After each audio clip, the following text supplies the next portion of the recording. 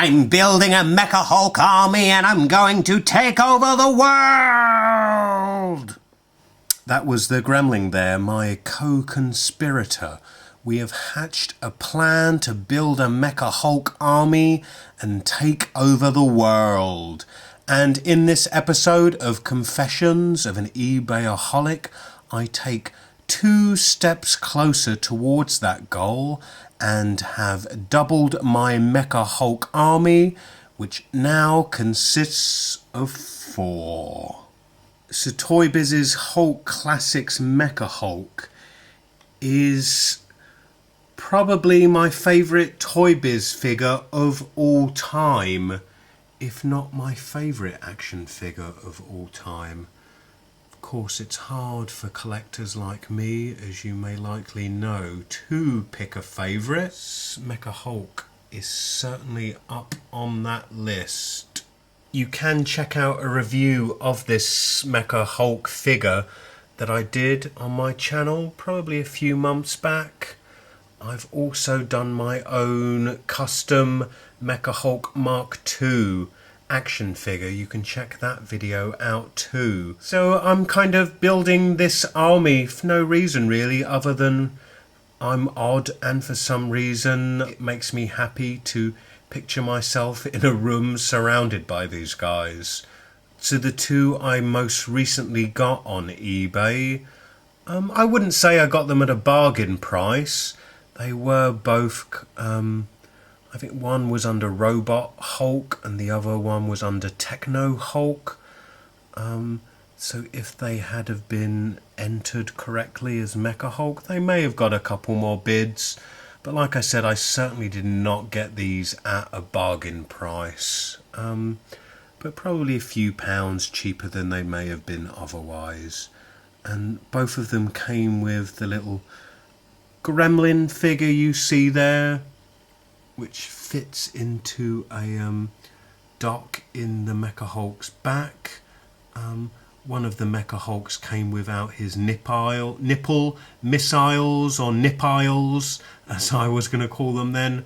If you're wondering what those are, check out my action figure review to see his nipiles in action.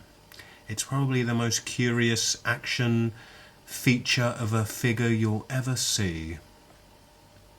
Anyway, so that's my MECHA HULK army. I probably shouldn't have let you in on my plans for world domination. Whatever you do, do not call the army or the police. Surrender and I may just find a place for you in my new world order.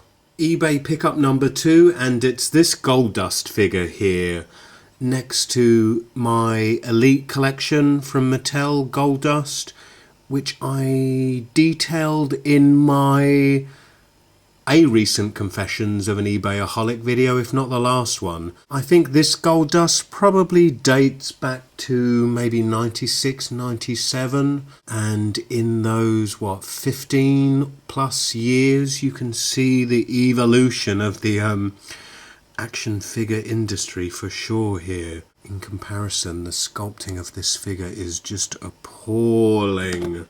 Let's take a closer look at him, shall we? There. Shocking. But that's only in hindsight, you know.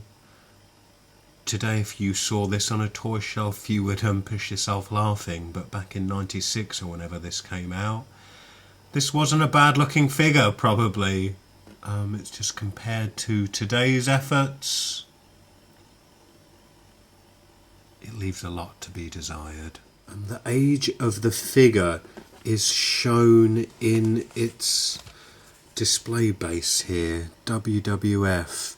It predates those panda lovers forcing the World Wrestling Federation, changing its acronym from WWF to WWE.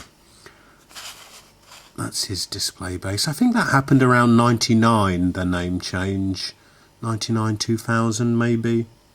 The figure also came with this cool, door, and I think this accessory is actually cooler than the figure itself. It's Goldust's dressing room door broken off at the hinges. Probably so Goldust can batter it over the head of some unsuspecting wrestler and man-rape him. The other accessory it came with is this jacket here, which is the main reason I bought this figure. The Elite Collection Mattel figure on the right came with this hard rubber jacket, which it's not a bad looking jacket, it's just wearing the jacket. The figure can't move because it's such a hard rubber there. As you can see, it's standing up on its own. Such is the toughness of the rubber, and I thought that the Mattel Goldust might benefit from a bit of a makeover. So do let me know what you think. Do you prefer this jacket